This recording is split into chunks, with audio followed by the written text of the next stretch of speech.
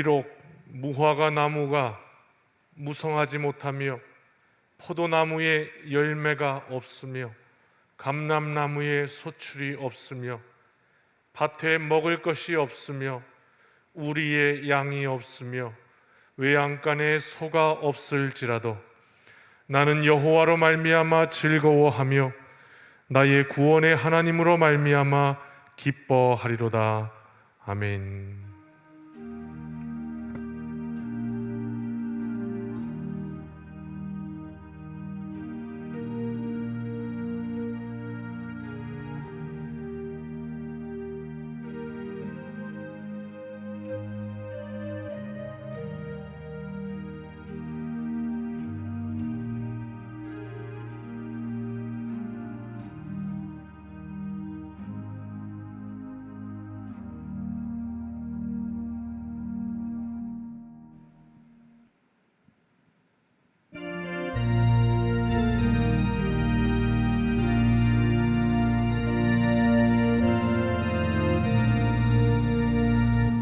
주를 아는 이들 찬송하고 찬송하세.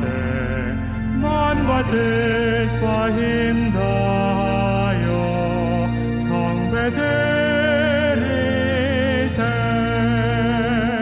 주를 알지 못한 이들 주가 친히 인도하사 그의 피로 구속하니 찬송 부르세. 약한 사람 도움받아 시험 중에 참게 되니 모든 죄를 이긴 힘은 믿음뿐이라. 진리 되신 우리 주는 영원토록 변함없네. 성도들아 주를 믿어 길이 섬기세.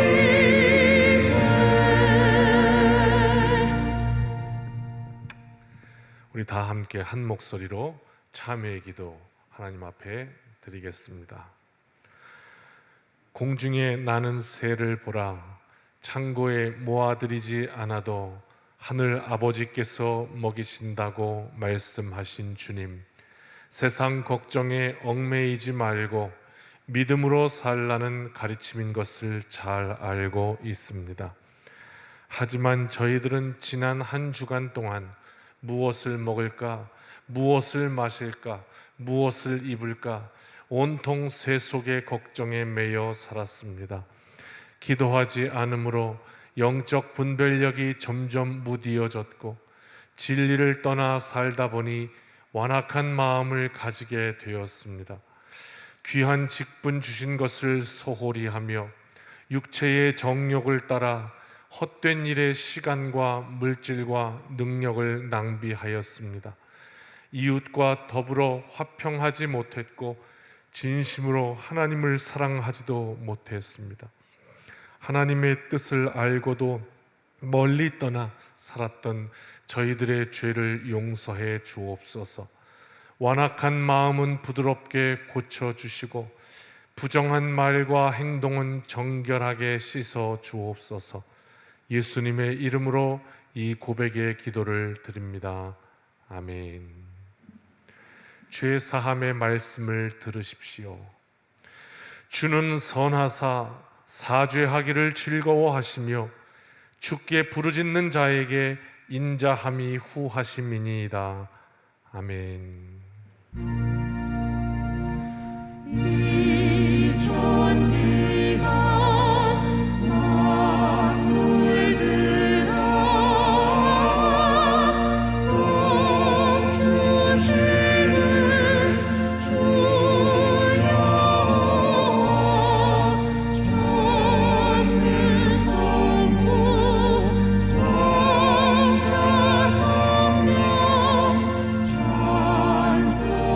찬송하고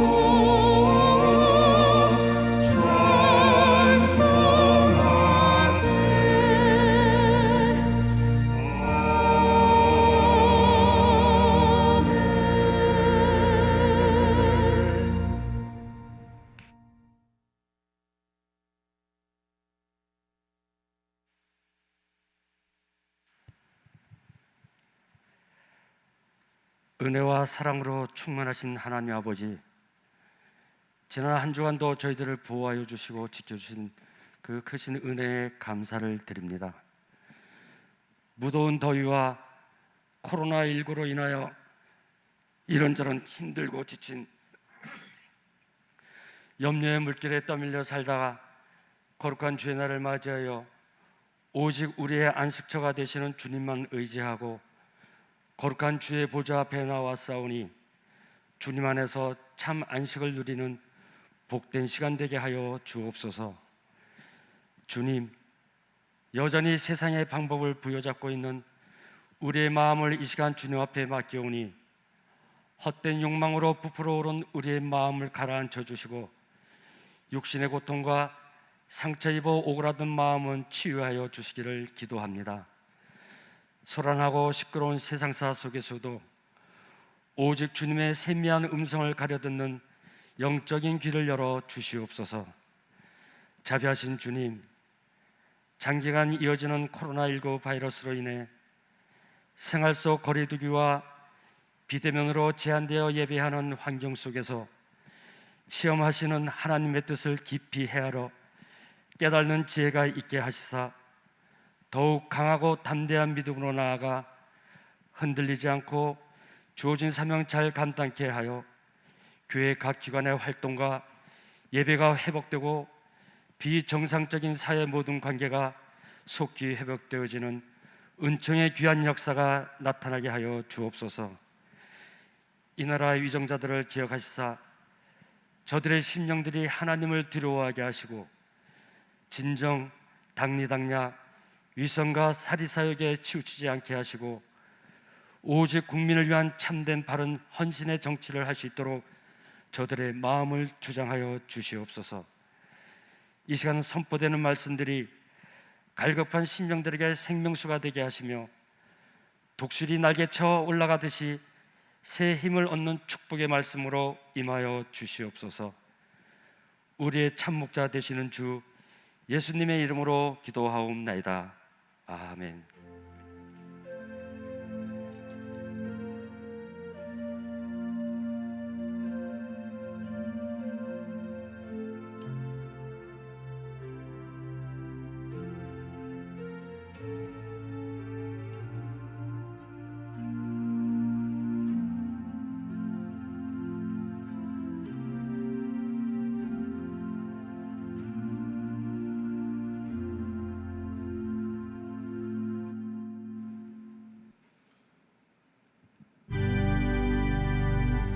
손과 발을 들이니 주여 안아주셔서 주의 이름 위하여 민족 안에 하소서.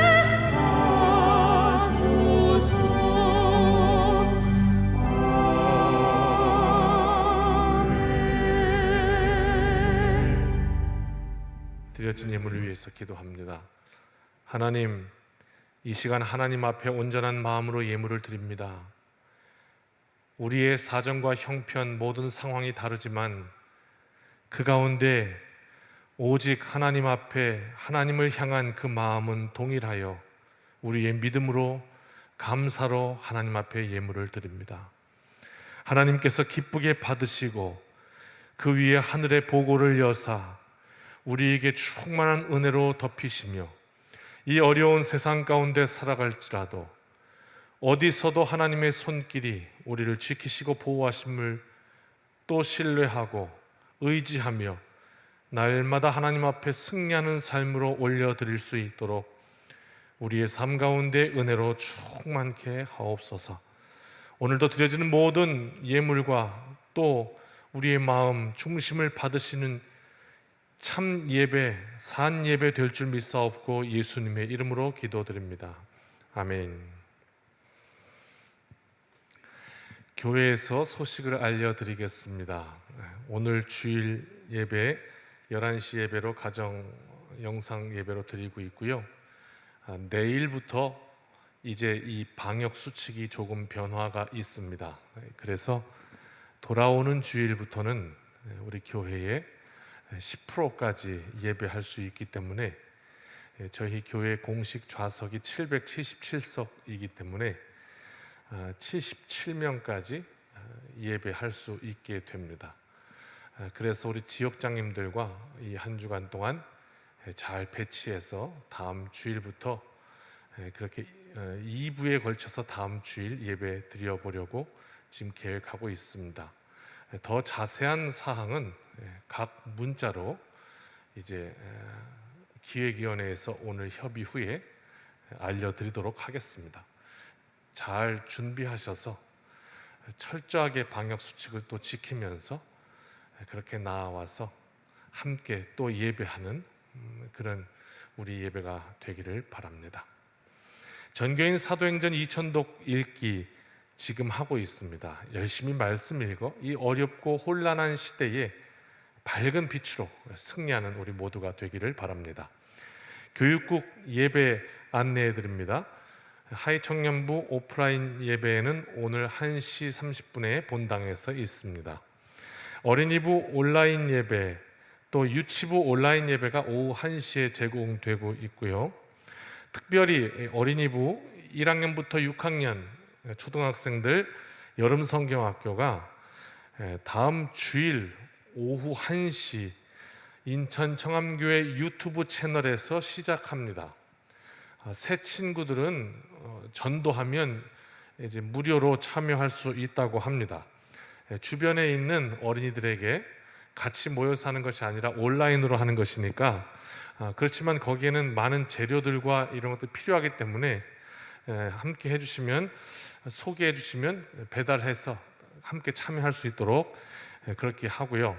또 혹시 우리 교우들 가운데에도 소외되거나 빠진 이들 생각나시면 나는 대로 잘 적극 소개하셔서 다 함께 참여하는 여름 성경학교가 되기를 바라고 또 기도와 후원으로 함께 해주시기를 바랍니다. 이 여름 성경학교 문의가 있으시면 교회에다 전화하셔도 되고 우리 주은혜 부장 선생님께 연락을 주셔도 되겠습니다. 후원금에 대한 안내는 홈페이지에 게시된 교회 소식란을 참고하여 주시면 되겠습니다. 선교헌금 완납 소식을 알려드립니다. 오늘 우리에게 주시는 하나님의 말씀은 사도행전 23장 12절로 22절 말씀입니다. 제가 봉독합니다. 날이 새매 유대인들이 당을 지어 맹세하되 바울을 죽이기 전에는 먹지도 아니하고 마시지도 아니하겠다 하고 이같이 동맹한 자가 40여 명이더라.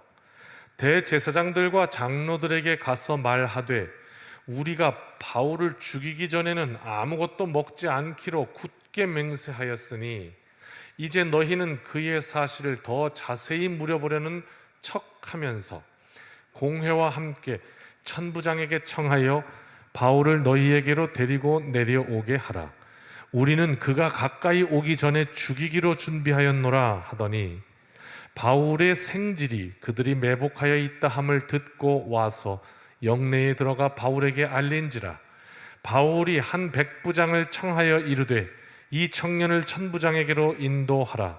그에게 무슨 할 말이 있다 하니 천부장에게로 데리고 가서 이르되 죄수 바울이 나를 불러 이 청년이 당신께 할 말이 있다 하여 데리고 가기를 청하노이다 하매 천부장이 그의 손을 잡고 물러가서 조용히 묻되 내게 할 말이 무엇이냐.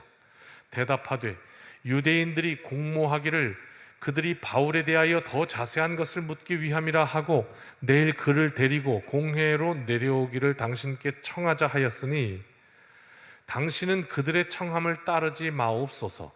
그들 중에는 바울을 죽이기 전에는 먹지도 않고 마시지도 않기로 맹세한 자 40여 명이 그를 죽이려고 숨어서 지금 다 준비하고 당신의 허락만 기다리나이다 하니 이에 천부장이 청년을 보내며 경계하되 이 일을 내게 알렸다고 아무에게도 이르지 말라 하고.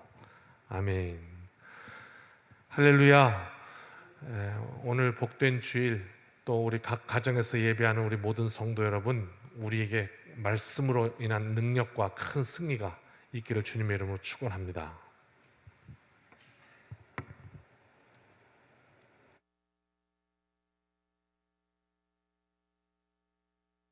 충분한 거리를 두고 그렇게 이제 마스크를 벗고 설교하겠습니다.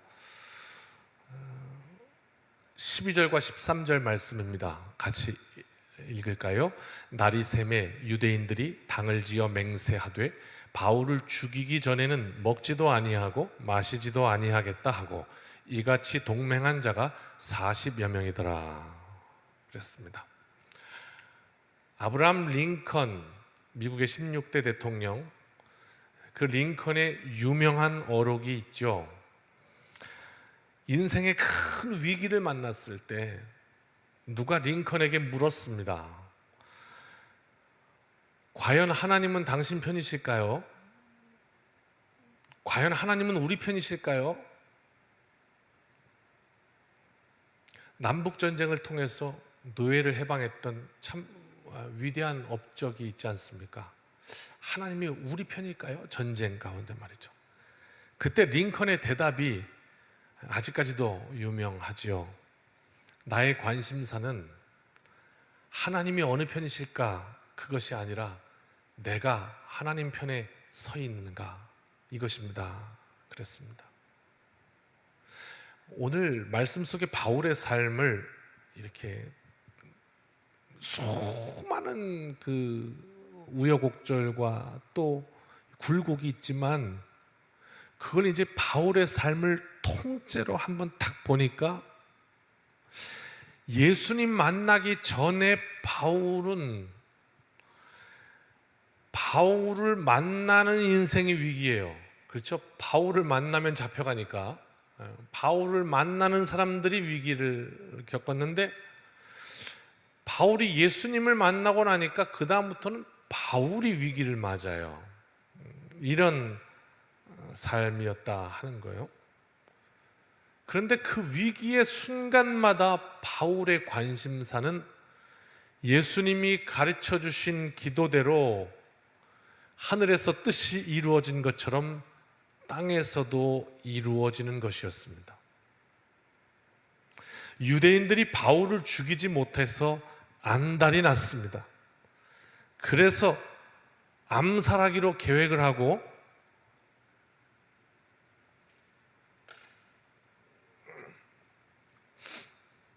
(12절) 보니까 바울을 죽이기 전에는 식음을 전폐하겠다 이렇게 나옵니다. 이건 이제 그냥 우리의 일상의 대화는 아니고요.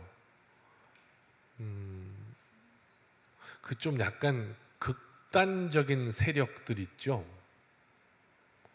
뭐 예전에 일본의 자폭 부대라든지 아니면 오사마 빈 라덴의 어떤 그 테러 부대라든지 이런 극단의 이 주의자들이 맹세처럼 하는 그 맹세 있죠. 국기에 대한 뭐 맹세 그러면 나는 자랑스러운 태극기 앞에 뭐 이렇게 하는 것처럼 그런 어떤 그 맹세 가운데 일부분이 이제 먹지도 아니하고 마시지도 아니하겠다 이 표현이 이제 들어가 있는 거거든요. 그래서 그걸 쓰면서 이제 목숨 걸겠다는 거죠. 죽으러 가는 거야. 죽으러 출정식 가는 거야. 못 죽이면 내가 죽겠다 뭐 이런 거고요. 실제로 비행기 테러를 할 때는 뭐 그냥 자기의 목숨을 당연히 버릴 것으로 여기고 그렇게 하지 않습니까? 여러분, 그 우리가 너 죽고 나 죽자 이런 건데요. 지금 인생을 우리가 살면서 수많은 인간관계와 또 때로는 어떤 이와는 껄끄러운 관계가 되기도 하고 어떤 이와는 굉장히 부드럽고 좋은 관계가 되기도 하고 이제 우리는 그렇지 않습니까? 이제 원수가 또 생기기도 하고 또 베스트 프렌드라고 해서 친구가 생기기도 하고 그런데 우리 인생 가운데 만난 그 아는 지인들 가운데 혹여 내가 너를 못 죽이면 내가 죽을 거야, 식음을 전폐할 거야, 이렇게 나오는 사람이 혹여 계셨습니까?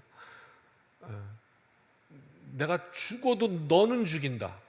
만약 그런 이가 인생 가운데 한 명만 있어도 한번 생각을 해보자고요.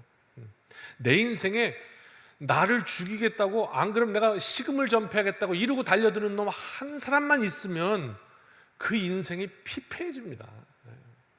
그냥 저 비가 안 와서 지금 난리죠. 미국에 막 호수가 다 바닥에 드러나서 오늘 아침에 참 이 지구가 참 아파하고 있습니다. 지금 많이. 그래서 그 비가 안 와서 가뭄 가운데 땅이 쩍쩍 갈라진 거 보신 적 있죠? 비가 안 와서 인생이 그 모양이 된단 말입니다. 어떻게 하면 너 죽이기 전에 내가 식음을 전폐하겠다, 이런 인물 하나만 있으면 그 인생 그렇게 곤고해진다고요. 쩍 갈라진 땅처럼. 그런데 지금 이 바울을 죽이겠다고 식음을 전폐하겠다 한 이가 40명이에요. 기가 막힌 일입니다. 14절과 15절입니다. 그래서요, 이 맹세한 사람들이 대제사장과 장로들을 찾아가는 거예요. 이제 공적인 공의회를 찾아가는 거죠. 그래서 이렇게 말을 합니다. 같이 읽읍시다. 대제사장들과 장로들에게 가서 말하되 우리가 바울을 죽이기 전에는 아무것도 먹지 않기로 굳게 맹세하였으니, 15절이요, 이제 너희는 그의 사실을 더 자세히 물어보려는 척하면서 공회와 함께 천부장에게 청하여 바울을 너희에게로 데리고 내려오게 하라. 우리가 그가 가까이 오기 전에 죽이기로 준비하였노라 하더니, 척하라는 거죠. 척하는 건 뭐죠? 사실이 아닌 거예요. 거짓말 하라는 거예요. 위장하라는 거예요. 음모인 것이죠. 목숨을 걸고 우리가 죽이겠으니, 천부장이 바울을 다시 주시오 하면 줄 리가 없으니까 대제사장님께서 가셔서 이 천부장에게 우리가 바울에 대해서 조금 더 조사해야 될 게 있으니, 알아봐야 될 것이 있으니 잠시 좀 데리고 갔다 오면 안 되겠습니까? 그래가지고 바울을 데리고만 나오십시오. 그러면 바울을 데리고 오는 그 길목에 우리가 있다가 바울을 쥐도 새도 모르게 죽여버리겠습니다. 그러면 당신은 다시 천부장에게 가서 아이고 이걸 어떻게 하면 좋습니까? 조사하고 다시 데리고 오려고 그랬는데 가는 길에 그만 사고가 났습니다. 이렇게 덮어버리면 그만입니다. 그러면 이 일이 마무리될 것 같습니다. 이렇게 이제 계획을 짠 거예요. 40명이 죽이겠다고 말이죠. 이 시점에서 우리가 한번 생각해 볼 것이 있습니다. 지금 이 죽이겠다고 식음을 전폐하겠다고 나온 이 40명, 이들이 그럼 하나님을 모르는 사람들이었는가? 조직폭력배였는가? 그렇지 않거든요. 율법 아래 하나님을 섬기고 하나님의 백성이라고 자부하는 사람들이었거든요. 그런데 그 사람들이 지금 뭐라 그러냐면, 대제사장님 당신이 가서 거짓말을 하라는 거예요. 그리고 데리고만 나오면 우리가 이렇게 위장해서 죽이겠다는 거죠. 각종 거짓말과 음모로 사람 죽이겠다는 거예요. 지금 아무리 하고자 하는 그 뜻이 좋은 뜻이 있다 할지라도 그게 좋은 뜻이라는 게 아니라 가정하는 거죠. 설령 그게 좋은 뜻이라 할지라도 믿음의 사람은 방법도 선해야 하는 거 아닙니까? 하나님의 뜻은 온데간데 없고, 지금 가만히 보면요, 이 40인에게는 뭐만 남은 거냐면 우리 건드렸다 이거야. 우리 자존심을 건드렸다 이거야. 막 우리한테 회칠한 담이라고 그러고 막 하나님 앞에서 막 이러고 하니까 막 이 자존심 이런 거 상한 거예요. 하나님의 뜻은 온데간데 없고요, 그냥 오기와 자존심, 감정 이것만 남아있는 거예요. 그래서 바울이 기분 나쁘다 이거예요. 그래서 어떻게 해요? 가만두지 않겠다는, 살려두지 않겠다는 거예요. 무슨 방법을 쓰든지 중요하지 않아, 저놈만 죽이면 돼, 이렇게 나왔다는 거예요. 그래서 지금 대제사장과 장로들에게 왔잖아요. 공회에 왔잖아요. 산헤드린 공회에. 그러면 대제사장이 지금으로 따지면 이 목회자 위치가 되겠죠. 하나님의 뜻, 이런 생각을 가지고 그렇게 속여서 그렇게 사고난 것으로 위장해서 사실은 아닌데 계획한 건데, 그래서 사람을 또 죽여요? 그거는 아니지 않습니까? 여기서 제동이 걸려야 되잖아요. 대제사장님께서. 그런데 아닌 거예요. 슬쩍 모른 척 하는 거예요. 그냥 그렇게 해봅시다. 이러고 그냥 넘어가는 거란 말이에요. 자, 이런 상황인데요. 그런데 16절 보니까 참 이제 기가 막힌 이야기들이 나오죠. 같이 읽습니다. 바울의 생질이 그들의 매복하여 있다 함을 듣고 와서 성내에 들어가 바울에게 알린지라. 생질은 조카죠, 조카. 바울의 조카가 또 거기 있네, 하필이면. 그리고 지금 그렇게 하려고 한다라는 이 소문을 듣게 된 거예요. 그래서 다시 그 바울이 잡혀 있는 곳으로 들어가서 바울에게 알려줍니다.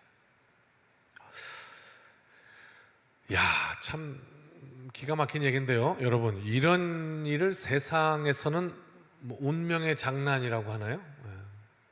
아니면 천재라 하나요? 천하의 재수 있는 놈? 참 재수도 좋지. 저거 이제 그냥 끌려 나가면 죽는 건데, 그 앞에 하필이면 또 그걸 또 조카가 들었네. 참 재수도 좋아. 이렇게 말을 할까요? 세상에서는 운이 좋아. 그런데 믿는 우리들은 믿음이 있으면 보이는 게 있죠. 믿음이 있으면 지금 우리가 말씀을 읽을 때 이걸 어떻게 보고 있습니까? 우리는 이것을 하나님의 섭리라고 읽습니다. 하나님이 하고 계시구나, 지금 일하고 계시구나. 열방이 계획할지라도 하나님의 뜻을 거스를 수는 없습니다. 그래서 아브라함 링컨의 말은 옳습니다. 내가 하나님의 뜻 안에 있는가? 하나님이 누구 편이냐? 그게 아니라 내가 하나님 편에 서 있는가? 그것이 중요한 것입니다. 그 말은 옳습니다. 17절입니다. 같이 읽읍시다. 바울이 한 백부장을 청하여 이르되 이 청년을 천부장에게로 인도하라. 그에게 무슨 할 말이 있다 하니. 이제 감옥에 갇혀 있는 거죠. 감옥 비슷하게 구치소 같은데 이제 갇혀 있는 바울이 조카가 와서 당신 나가면 죽습니다. 이야기를 이제 알려주니까 거기에 있던 백부장을 잠깐 불러서 얘기한 거예요. 천부장에게 이 아이를 좀 안내해 주시오. 할 말이 있다고 합니다. 이것도 참 나중에 보면 지혜예요. 여기서 이 백부장에게 지금 이 이야기 좀 들어보십시오. 이렇게 얘기를 안 하고 무슨 얘기인지 안 가르쳐주고 천부장에게만 데려다 주십시오. 그러면 이 아이가 할 말이 있습니다. 이렇게 된 것이죠. 가만히 생각해 보니까 이쪽 정보는 조카가 어떻게 듣고 와서 바울에게 알려줬는가, 이쪽 정보는 중간에 샌 거죠. 그죠? 첩보 작전에서 실패한 거예요. 이렇게 하기로 했는데 중간에 말이 건너가면서 바울의 조카까지 이게 들어온 거죠. 근데 이쪽은 정보가 안 새죠. 왜? 안 가르쳐 주니까. 그리고 어떻게 해요? 백부장한테는 말할 거 없다. 천부장에게 할 말이 있답니다. 거기 데려다만 주십시오. 이렇게 된 거죠. 어떻게 보면 참 지혜인 것 같아요. 자, 이런 상황이 이제 일어나는데요. 그래서 18절입니다. 같이 읽읍시다. 천부장에게로 데리고 가서 이르되 죄수 바울이 나를 불러 이 청년이 당신께 할 말이 있다 하여 데리고 가기를 청하더이다 하매, 그 백부장이 또 그대로 가서 천부장에게 이야기합니다. 여러분, 이 모든 상황을요, 이게 한번 보면 우리가 이렇게 세상 살면서 지금 이 유대인들 죽이려고 하는 자들, 또 산헤드린 공회, 그리고 또 이 군인들, 천부장, 백부장, 또 뭐 거기에 또 다른 군인들도 있었겠죠. 지금 이런 관계들이 어떻게 얽히고 설키고 됐는지 우리가 알 길이 없잖아요. 예를 들면 거기 있던 백부장이 이 유대인들 사내들인 공회에 이렇게 결탁돼서 매수된 일 수도 있고, 또 천부장과 이쪽도 정치적인 어떤 연결관계가 있을 수도 있고, 서로 내통하는 관계일 수도 있고, 이거 우리가 모른다는 거죠. 그러므로 여기서 이쪽을 고발했는데 가만히 알고 보니까 그쪽 편이야 다. 이렇게 잘못될 수도 있는 일 아니에요. 그러니까 사람 일을 알 수가 없지 않습니까? 이런 가운데 세상에서 누굴 믿겠습니까? 그런 가운데 이제 백부장에게 말을 했는데, 백부장도 그대로 가서 알리고, 그리고 가서 천부장에게 지금 감옥에 있는 바울이 이 청년이 당신에게 할 말이 있다고 해서 어떻게 좀 뵙자고 그러는데 어떻게 할까요? 이렇게 얘기를 합니다.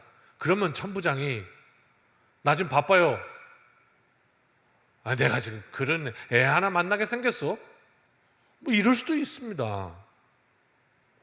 그런데 천부장이 그러질 않아요. 또 참 이게 섭리라는 거예요. 19절 같이 읽읍시다. 천부장이 그의 손을 잡고 물러가서 조용히 묻되 내게 할 말이 무엇이냐. 야, 그래? 그러면서 그 청년을 딱 잡았어요. 바울의 조카를 딱 손목을 잡았어요. 그리고 따라와. 그리고 조용히 묻는 거예요. 내게 할 말이 뭐냐? 말해봐라.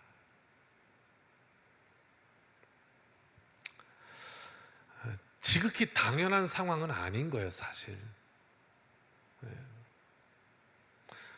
그렇잖아요. 그날 천부장의 어떤 건강적인 컨디션만 살짝 안 좋았어도 나 오늘 좀 컨디션 안 좋아요, 다음에 오세요, 이럴 수도 있고요. 거참 별놈이 다 귀찮게 하는구나, 꺼져라, 이럴 수도 있고, 그 사건 자체에 관심이 없어서 거참 사람들 피곤하게 안 해, 아유 됐어요 대충 해, 뭐 이렇게 하찮게 여길 수도 있고 말이죠. 여러 가지로 인해서 그 상황에 안 나올 수 있단 말입니다. 얼마든지.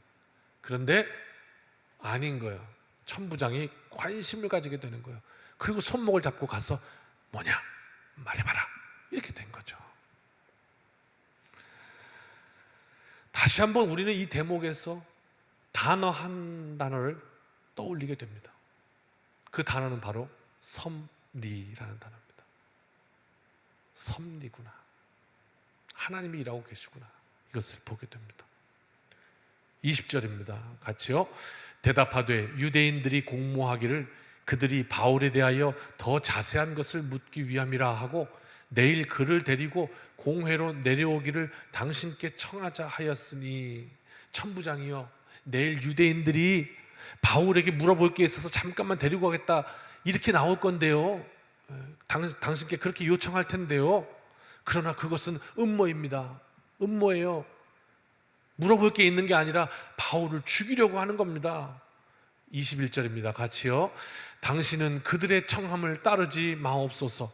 그들 중에서 바울을 죽이기 전에는 먹지도 않고 마시지도 않기로 맹세한 자 40여 명이 그를 죽이려고 숨어서 지금 다 준비하고 당신의 허락만 기다리나이다 하니. 당신이 오케이 하는 순간에 바울 나가면 죽습니다. 요구를 들어주면 안 됩니다. 지금 먹지도 않고 마시지도 않기로 했던 이게 맹세의 한 부분이라고 했잖아요. 지금 그 맹세를 한 사람들이 있습니다. 이렇게 얘기를 한 거죠. 그랬더니 22절에 같이요. 이에 천부장이 청년을 보내며 경계하되 이 일을 내게 알렸다고 아무에게도 이르지 말라 하고. 참 여기는 이제 이런 보완이 잘 되고 있죠. 그 청년에게도 너 가서 나한테 이 말 했다고 아무에게도 말하면 안 된다. 이렇게 탁 입단속을 하고 돌려보냅니다. 이게 이제 오늘 말씀의 내용인데요. 여러분 무엇을 발견하셨습니까? 오늘 이 바울의 삶 속에서 어떤 하나님의 일하심을 보셨습니까? 사람은요, 각자의 입장이라는 것이 있습니다. 유대인들은 그들의 입장이 있었을 것이고 바울은 바울의 입장이 있었을 겁니다. 그렇지 않습니까? 우리는 다 각자 입장이 있어요. 나름대로 두 쪽 다, 유대인들도 나름대로 인생의 위기였을 것이고 바울도 큰 인생의 위기였을 것입니다. 그런데 다른 점이 있습니다. 둘 다 큰 위기를 만났지만 차이점이라고 한다면 유대인들은 위기가 탁 오니까 하나님의 뜻을 구했어야 하는데 그렇지 않고 내 감정과 내 뜻이 확 앞서서 흥분하고 있습니다. 하나님의 뜻이 어쨌건 내 자존심이 중요하니까 바울을 죽여야 된다고 하고 있습니다. 그런데 바울은 그 위기 앞에서 오직 하나님의 뜻을 구하고 있습니다. 하나님이 무엇을 기뻐하실까? 그 섭리 속에 지혜를 구하고 있습니다. 그러니까 하나님께서 하늘로부터 계속 지혜를 공급하십니다. 어떻게요? 하나하나 다. 백부장에게는 알리지 말고 천부장에게로. 그리고 다 준비하신 섭리대로 하나님께서 이끌어 가시고, 그저 묵사라고 안 만나 돌아가 할 수도 있는데 갑자기 그 아이가 눈에 들어오게 하셔서 천부장이 그 손을 붙잡고 가서 말해봐라 그렇게 하시고, 모든 상황을 하나님께서 섭리하십니다. 이것이 이 두 측의 다른 점이었습니다.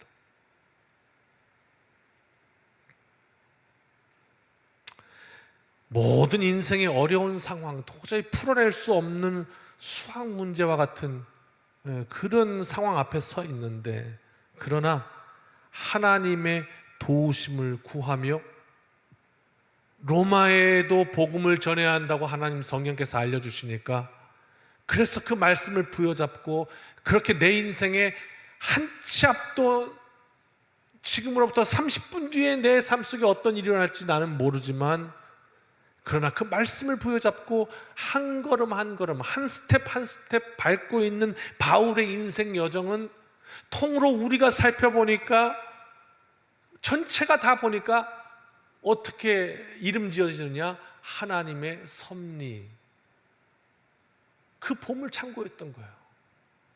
어쩌면 바울이 밟는 그 한 스텝 한 스텝 다 하나님이 섭리하셨구나, 이걸 보게 되었던 것이죠. 신승훈 선교사님의 복 받는 자리에 있으라는 책이 있습니다. 당신의 인생이 복 받는 자리에 있게 하십시오. 이 책 가운데 실린 간증이에요. 소개해 드릴게요. 선교지에 갔어요. 그런데 거기서 이제 이 선교하는, 그 새로 선교를 해야 되는 그 부족을 향해서 가야 되는데 거리가 약 400km. 지금 여기서 부산이죠. 그럼 거의 굉장히 가깝지는 않은 거리죠. 이 400km 떨어진 지역을 방문하게 됩니다. 그리고 방문하고 이제 선교 사역을 마치고 돌아오는데, 딱 돌아오려고 딱 시작하는데 거기서 그만 차가 시동이 덜컥하고 꺼집니다. 그 자동차 보닛을 이렇게 탁 열어봤습니다. 그런데 도대체 어디가 고장났는지 알 수가 있어요, 자동차에 대해서. 그렇잖아요. 남자들이 웬만큼 펑크가 나거나 이 정도는 하지만 자동차가 어디가 고장났는지를 아는 거는 공부한 사람 외에는 알 길이 없지 않습니까? 그 대책이 없습니다. 아프리카에 있는데 이 아프리카 사람들이 대부분 순한다고 합니다. 그렇지만 어디 가나 사람이 다 그런 건 아니지 않습니까? 악한 이들도 있을 것이고 나쁜 사람도 있어서 밤이 되면 잘못하다가 큰 낭패를 볼 수가 있습니다. 이런 생각이 들고, 그런데 날은 자꾸 저물어가고 어두워지고 마음은 답답하고 불안한 겁니다. 어디서 뭐가 나올지. 근데 저기서 그때 한 사람이 이렇게 지나가다가 다가오는 거예요, 현지인이. 얼마나 무서웠겠어요. 그들이 가까이 와서 차를 이렇게 들여다보는 겁니다. 그리고 한참 들여다보던 이 사람이 잠깐 일로 와보라고. 여기 요 전기줄 요게 지금 끊어진 것 같다고 이렇게 알려줍니다. 그러면서 본인이 척척척척 이렇게 하더니 한번 시동 좀 걸어보라고. 그래서 이 선교사님이 시동을 탁 걸었더니 브릉 하고 시동이 걸리는 겁니다.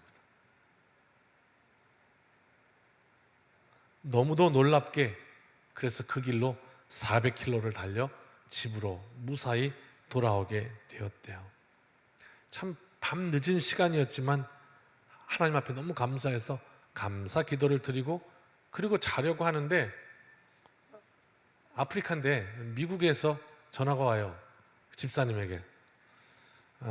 미국에서 목회할 때 있었던 그 이제 집사님에게 전화가 와서 이렇게 얘기를 합니다. 목사님, 오늘 혹시 목사님 차에 문제가 있었어요? 이렇게 묻습니다. 그래서 아니 어쩐 일이세요? 아니 어떻게 하셨어요? 어떻게 하셨어요? 예, 오늘 새벽 기도를 하는데 이상하게 목사님, 선교사님 기도가 자꾸 나와서 그렇게 기도를 막 하고 있는데 왜 그랬는지 모르겠는데 저도 모르게 목사님 자동차 기도를 막 하고 있더라고요. 그러더라는 거예요. 그래서 자동차 기도를 막 하다가 아이고 하나님 이렇게 기도를 했대요. 자동차가 망가졌으면 천사를 보내서라도 고쳐주세요. 이렇게 기도를 했대. 자기도 모르게 뭐 자동차가 또 왜 망가지는지 말도 안 되는 이런 이야기를 먼저 하더라는 거예요. 자동차가 망가졌으면 천사를 보내서라도 고쳐주세요. 제가 이렇게 기도를 했는데 제가 기도하고도 이게 뭔 기도인지를 몰랐어요. 너무 이상했어요. 그래서 전화를 했어요 라고 얘기하던 거예요. 그 순간에 이 선교사는 온몸에 소름이 쫙 돋으면서 한 단어가 머릿속을 지나갑니다. 섭리. 굳이 이 일을 그가 왜 기도 안 한다고 하나님 못 하실 분은 아닌데 지금 왜 이렇게 전화하게 하시고 이렇게 하셨는가? 하나님이 하고 계시다는 사실을 내게 지금 알려주고 계시구나. 그렇게 알았다는 거예요. 그 뒤에 책에 이 선교사님이 이렇게 글을 적었어요. 그러나 아무리 봐도 그 다가왔던 그 현지인이 기도대로 천사는 아닌 것 같습니다. 이렇게 웃자고 한 얘기죠. 왜냐하면 너무 고마워서 나는 그에게 $2를 줬고 그는 그 $2 받아서 너무 고맙다고 몇 번을 인사하고 도망가 버렸기 때문입니다. 이제 이렇게 우스갯 이야기를 썼지만 그 뒤에 또 그렇게 씁니다. 그러나 아무리 생각해 보아도 분명 그 밤의 사건은 하나님께서 주관하고 계셨습니다. 누군가에게 기도하게 하셨고 그리고 그 밤의 사건은 하나님의 섭리였습니다. 성도에게는 하나님의 뜻인 선교를 위해 기도하게 하셨고 하나님은 그 기도를 통해 하나님의 뜻을 이루셨습니다. 사랑하는 성도 여러분, 원수 마귀 사단은 지금도 우리를 우는 사자와 같이 삼키려고 계획하고 달려들지만 우리가 하나님의 뜻 가운데 온전한 믿음으로 반석 위에 서게 되면 하나님은 그 모든 소름 끼치는 일들이 우리 앞에 펼쳐지게 하심으로 내가 이 세상 끝날까지 항상 너와 함께 있겠다 하신 그 약속을 지키고 계시는 것을 내 삶 가운데 나타내실 것입니다. 이 한 주간도 그 믿음으로 세상 앞에 굴복하지 않고 말씀 위에서는 능력 인생 되시기를 주님의 이름으로 축원합니다. 우리 함께 찬양합시다.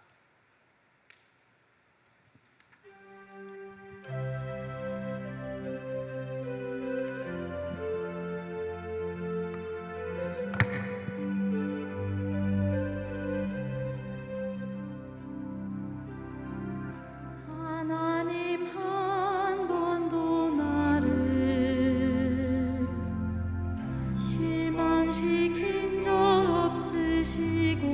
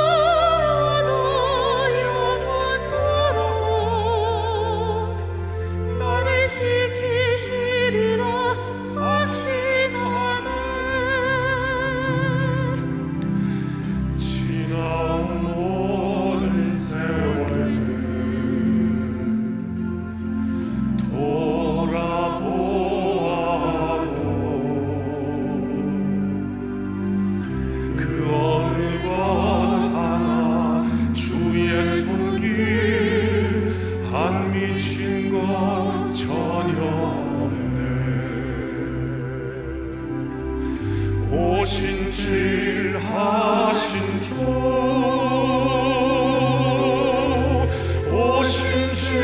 오신실하신 주, 내 너를 떠나지도 않으리라, 내 너를 버리지도 않으리라. 약속하셨던 주님, 그 약속을 지키사 이후로도 영원토록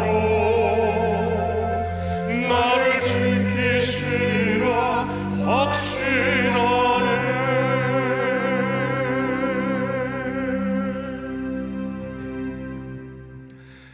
이제는 우리 주 예수 그리스도의 크신 은혜와 아버지 하나님의 무한하신 사랑하심과 성령 하나님의 도우심이 오늘 하나님의 섭리를 다시 한번 우리의 가슴에 깊이 품고 이 세상을 향하여 믿음의 발걸음으로 내딛는 여기 모여 예배하는 우리 모두 위에 각 가정에서 하나님 앞에 온전한 마음으로 예배드리고 있는 우리 모든 성도들, 하나님의 백성들 머리머리 위에 이제로부터 영원까지 함께하여 주시기를 축원하옵나이다.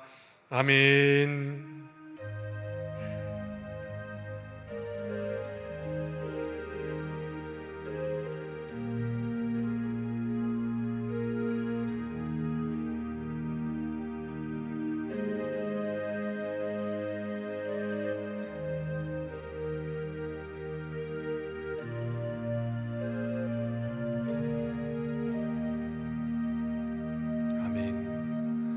사랑하는 성도 여러분, 이 한 주간도 주님의 은혜로 승리합시다. 아멘.